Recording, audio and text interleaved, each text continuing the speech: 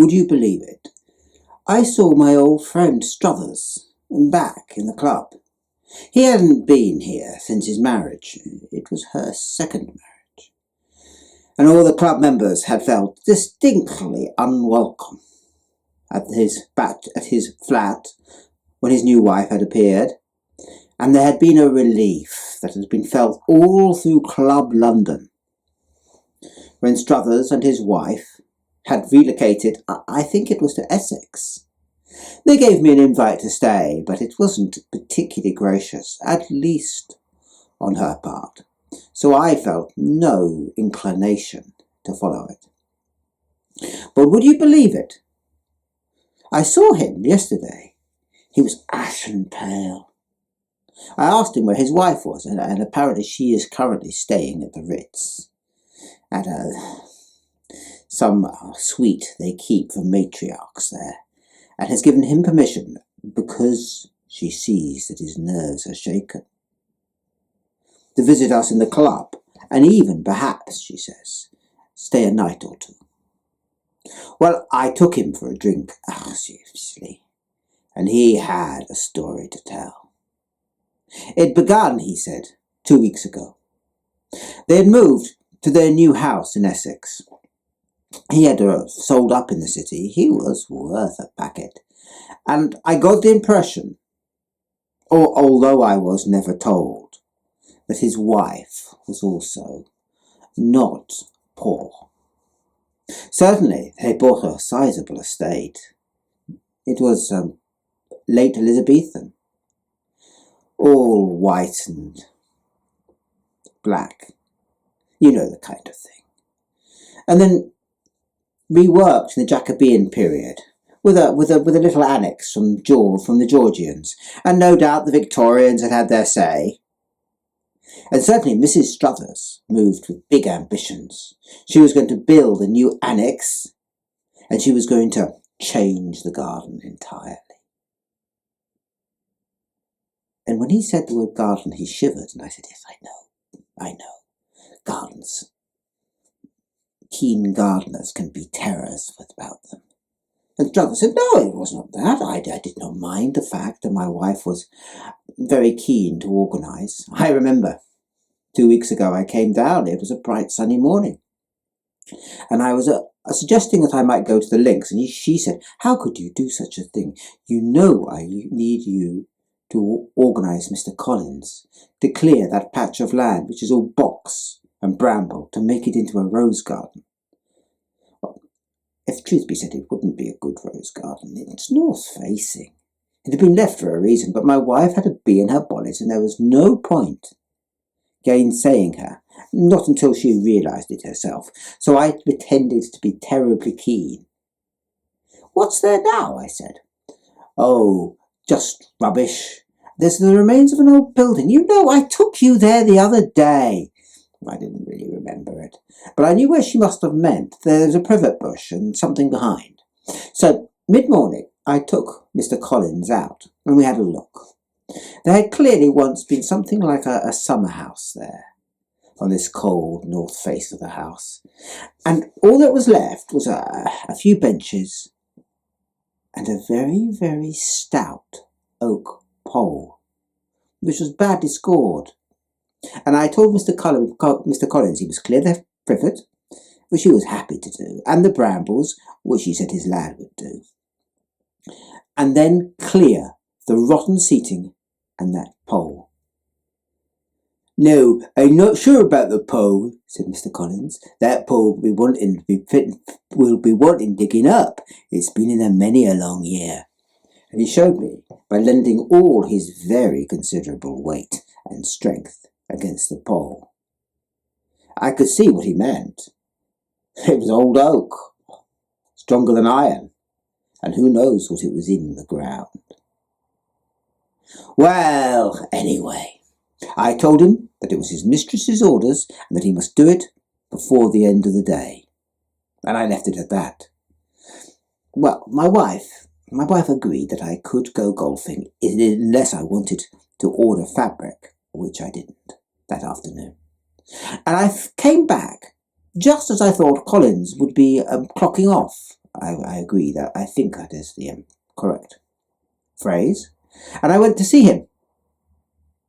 And the box was cleared, the brambles were gone, the bench was gone, and the post had the most enormous hole dug down. But it was still there, sound can be. And he said, well, I have to clear it tomorrow now. I told you it would be wanting some doing.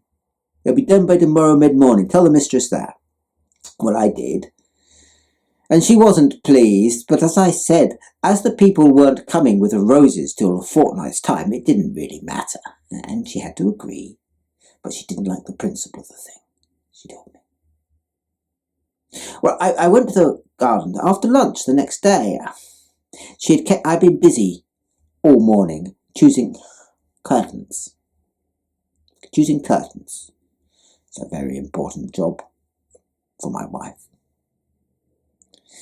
And although my opinions were not necessarily in the mode, I felt that I needed to be there. And I arrived, and Collins was gone, and the post was out. Only a strange dark hole I didn't really like the look of. And I wondered where Collins was gone, because it was unlike him to go home. So I made an inquiry via the servants, and I found that Collins had got a chill. So I sent him my best cough mixture. I keep it in a bottle marked cough mixture. And he sent me a note thanking me very much. And he knew a good drop when he tasted one. And we left it at that. Once again, I was allowed to go golfing. My wife didn't need me. And when I came home, there was an old woman there. Now, I knew who she was. She was the daughter of the last squire of this manor. Her brother had died in India under mysterious circumstances, and she had never lived in the house. We had kind of bought it from her, I guess, although she always referred to it as her father's estate.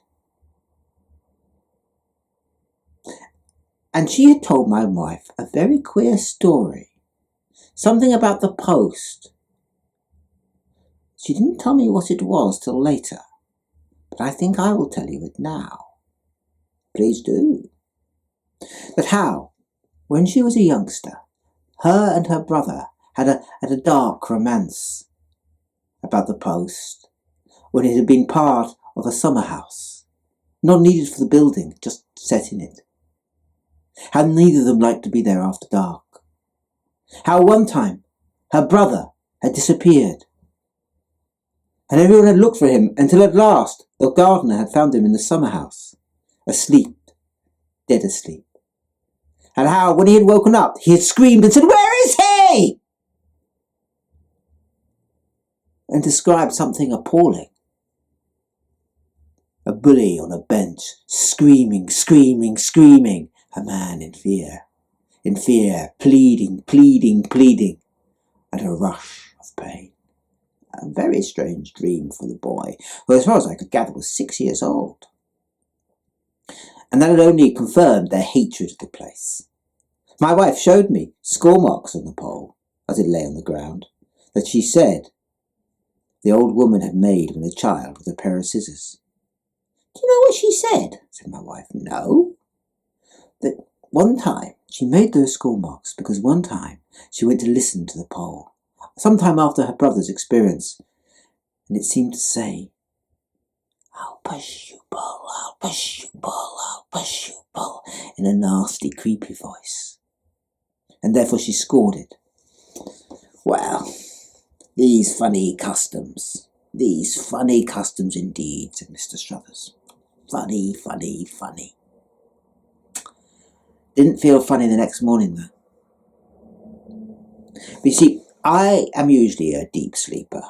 So deep that my wife sleeps in another bed because of my snoring. But that night I didn't know that I slept, for I kept on having the same dream. In that dream, I was pacing up and down, wearing odd clothes. It was freezing, and I had a fire to keep me warm, and I was burning paper in it, always paper, always looking out the window, until suddenly there was a knock upon the door, and in my dream, I knew that this was what I was dreading. They came in. They took my papers from me. and I was taken to a dark cell, and I paced. There was no heating. It was winter. I shivered and shivered and shivered. No one came for me. I remember the hunger and the thirst. And then I was taken elsewhere, in a carriage, closed, into a court. And there I was put on trial, and papers were put to me. And I was asked questions by the lawyer, but even more by the judge. And I would look at him, and he roared at me. He called me traitor to the king. And every time I tried to answer him, he shouted me down. And he held up always the same paper, where I had said that this was the best opportunity to rid this northern island of the troublesome pestilence that had been in it since the days of Queen Mary. And what did I mean by it? What did I mean by it? Well, I had no answer. I had no answer. And in my dream I knew that I was condemned. And I paced and I paced and I fretted. And then came the dreadful day. I was laid upon a carriage, taken on hay to a place where many roads met, and there was a scaffold. And they put a noose upon my neck, but before they hung me, they showed me knives and horses. I shivered. And what happened? I said in alarm. And Struthers turned to me and he said, well, the actual execution passed over me. I didn't really see it. But when I told my wife that, she told me the story the old owner had told her. Ah. And? Well, she allowed me to go golfing the next day and the next. To steady my nerves, she said. But the day after, she insisted that we needed to go and visit the bishop. So we did that. And when we came back, we got a message that Mr. Collins had left, for he was still away sick, in the rose garden, his best spade, and could I find it? It had been under the box hedges he had cleared. So I went to have a look, as the sun was setting. And sure enough, under a little bit of the hedge that had not been taken away, there was a spade, and I picked it up, and as I picked it up, what? I heard a stirring in the hedge. I thought it might have been a badger. It was big. And I looked up. And at first, I thought it was a mask looking at me. And, a Guy Fawkes mask, all nose and chin and sunken eyes. And there seemed to be a drop of water on its nose. And then its mouth opened, and a single sharp tooth pointed out. It was smiling, and its dark eyes were sparkling. I ran back to the house. I locked the door. My wife asked me what was happening. I couldn't tell her. But my fear was somehow infectious. We stayed awake all that night, while outside the owls were calling. We rode away the next day. We went to her relatives in the Broads, and now we've come to London for a month.